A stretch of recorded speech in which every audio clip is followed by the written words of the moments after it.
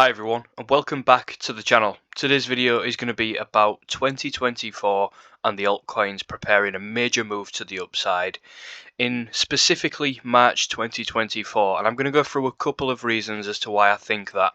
But the first thing that we need to do is date back to 2019 and 2020 just to get a little bit of context on how altcoins like Ethereum, blue chip altcoins, have bottomed in the past, and the whole structures that we've seen, like massive accumulation ranges for Ethereum that last many months. We're talking years here, nearly 2 years for an accumulation range and structure to play out like this before then altcoins really start to rise and catch up to Bitcoin in the market. So we will link in the altcoins to Bitcoin with Bitcoin dominance, but make note guys, that March 2024 date, and just take a look at Bitcoin and Ethereum structures and how we can potentially be outlining when the next major runs are going to be for the altcoins, and how we can possibly play the game of accumulation in massive ranges, because you can see on this range here for Ethereum, just expand it out, we're talking a major range of,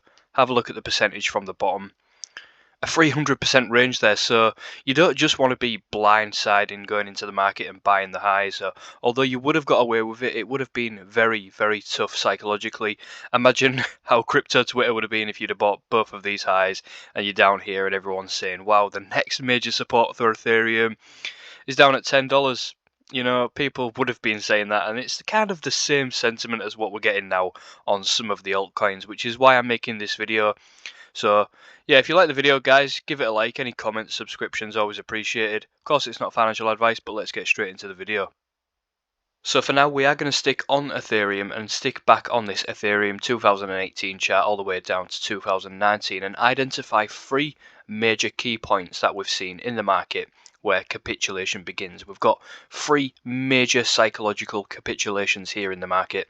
You have got smaller ones, but we are talking about times in the market where people get a bit complacent, get worried, max fear, mass capitulation. We're talking about 3 major key points in the market here, which coincides with Elliott wave. When we're looking for finishing waves and we're looking for 5 waves, it really is them 3 psychological points in the market where people, by the time the Fed capitulation comes around, are ready to give up, and at the bottom of the market people are usually giving up at that time. So make note of that in the mind of 1, 2, 3 capitulative moves, with that final capitulation really bringing in that mass fear before then heading into that 300% accumulation range for Ethereum back in 2018 to 2020.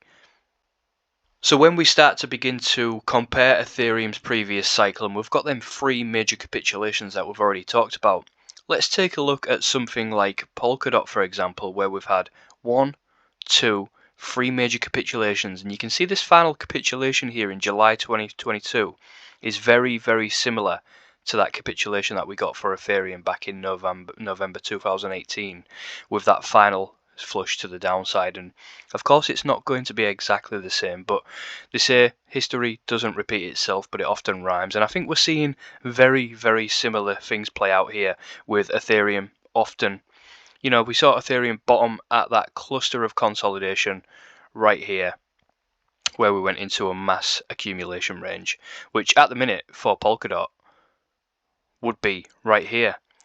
And hindsight would be a great thing if we go and set brand new all-time highs, or even a retrace in the market to $20, $30.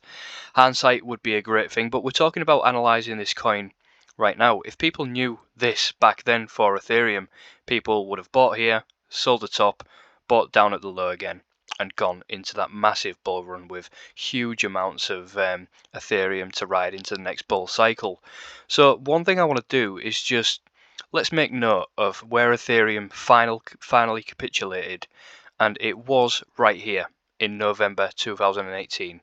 So we'll remove all of the other capitulations off of there, and we'll do the same with Polkadot.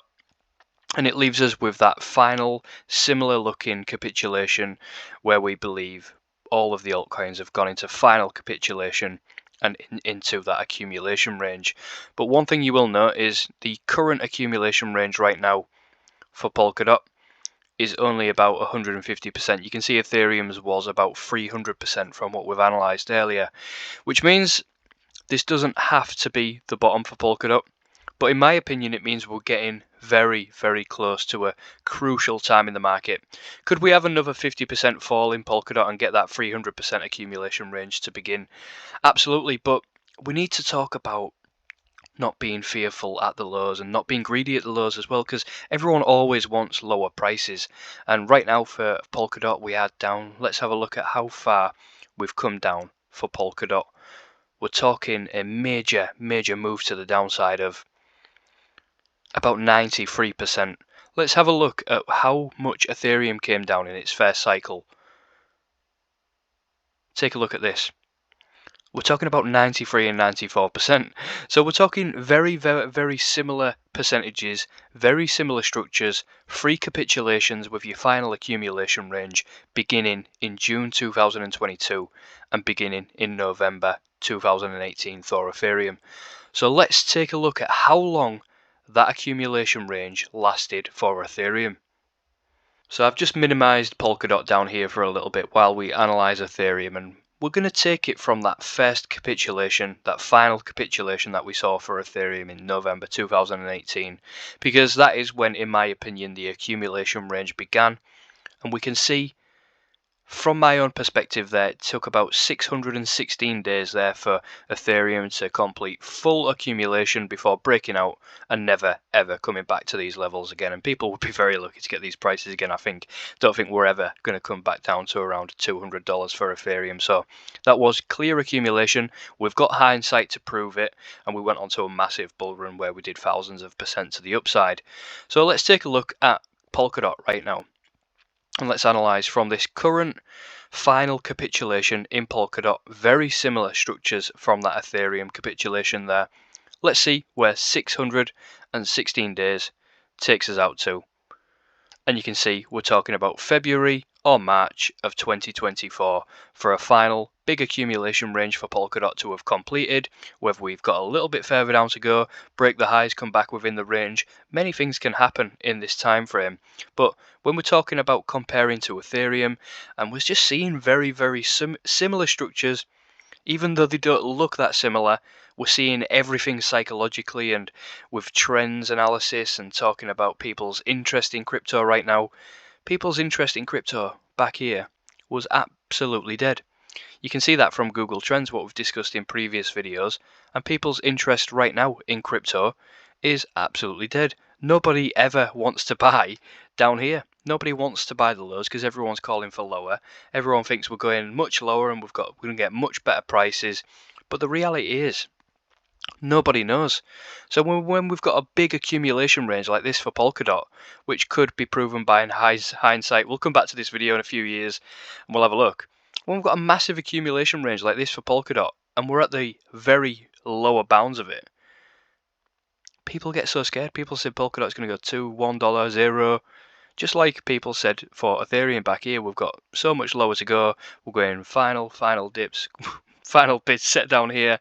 You know, same sentiment right now. Just take a zoom out. How similar does it look on that log chart? This is why the log chart is great. We can see real market structure playing out. 1, 2, 3, 4, 5. 1, 2, 3, 4, 5. Final accumulation range. You know, we've got a couple of WXYs there, ABCs.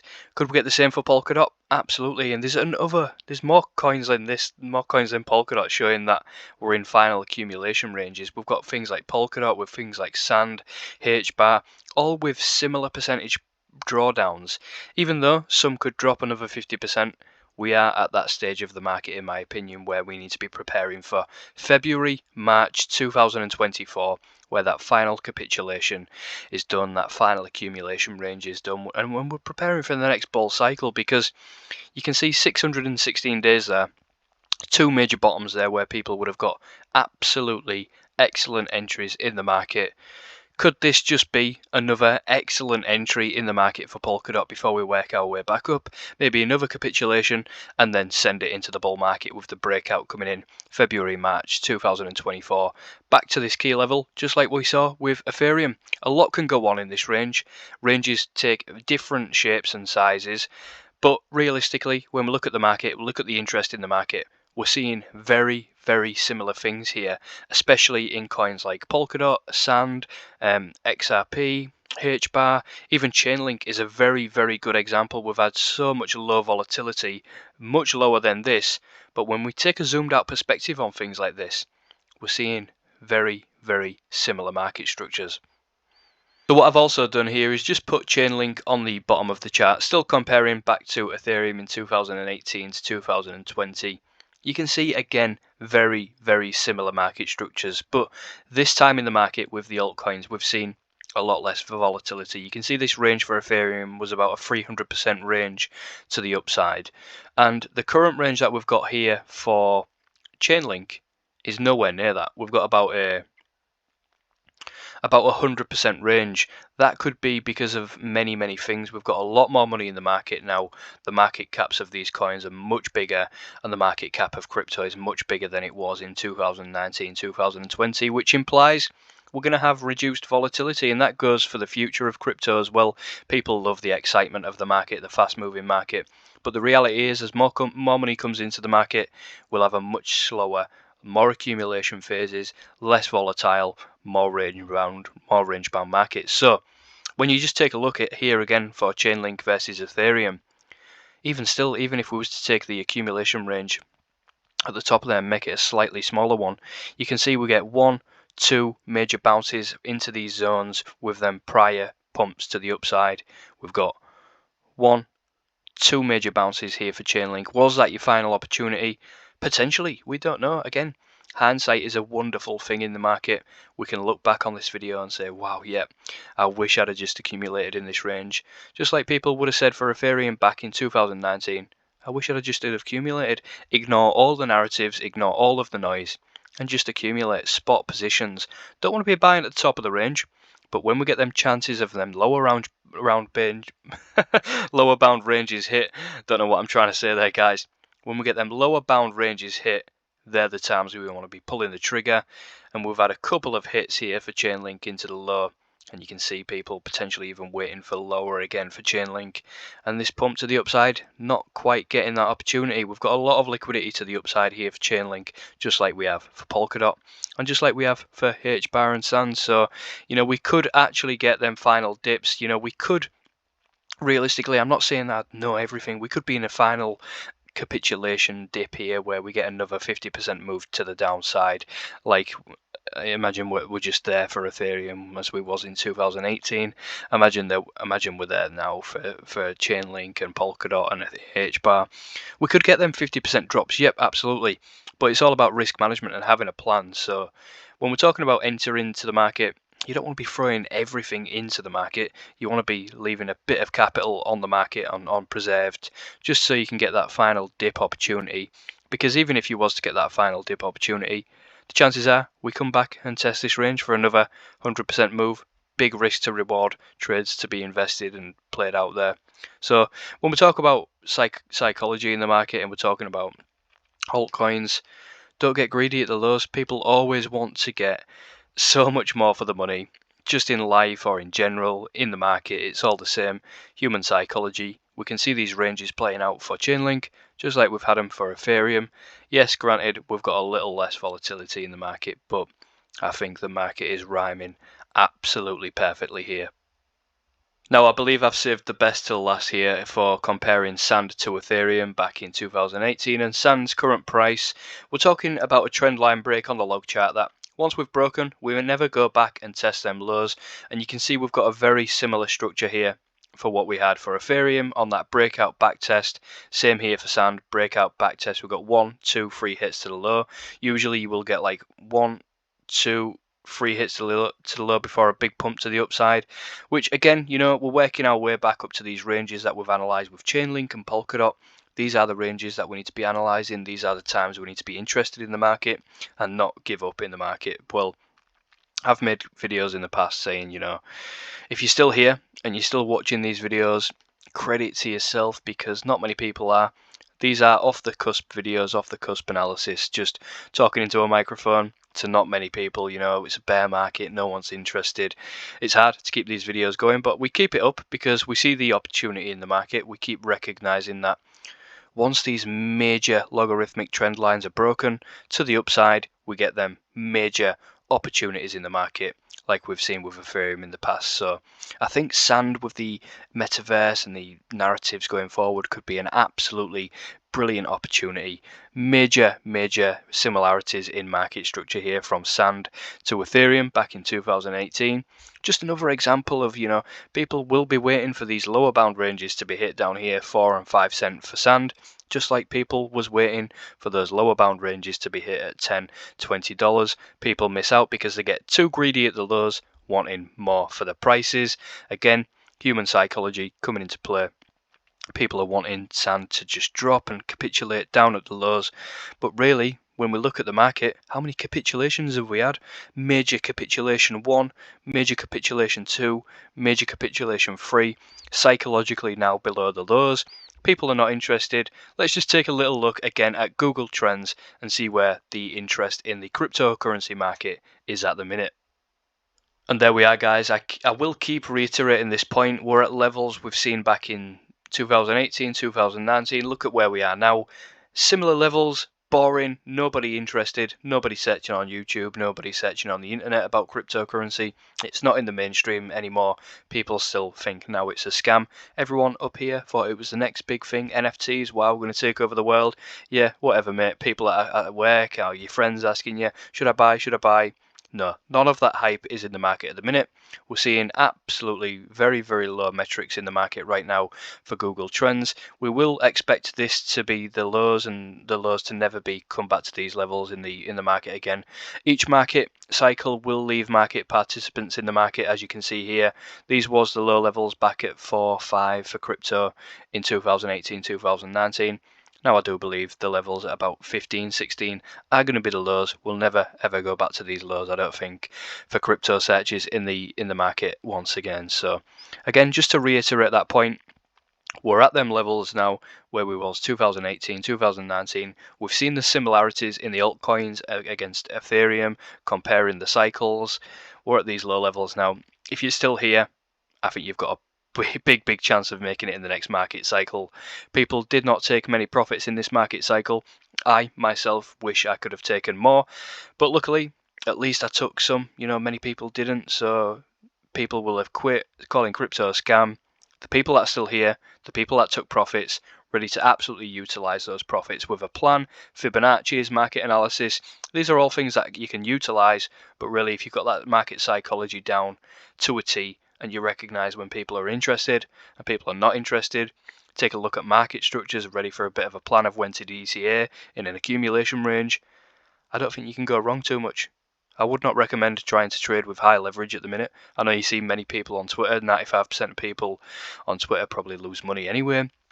We see them 5% of people on Twitter that post them great trades. These 5% of people, you know, are they getting lucky? Are they not? Are they just using good risk management? The reality is a lot of people lose all of their money with leverage, especially when you're at low volatility times in the market like this. So I think you just cannot go wrong if you're picking good, do your own research projects. HBAR, Ethereum, Matic, XRP, Bitcoin. We're talking about Polkadot.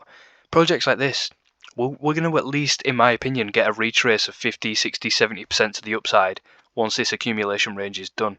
So if you've got them risk metrics in play, a nice plan, you just sat back letting the market do the work, I don't think you can go wrong, guys. And you know, it was a very off the cusp video today. You might be able to tell I've not scripted absolutely anything at all.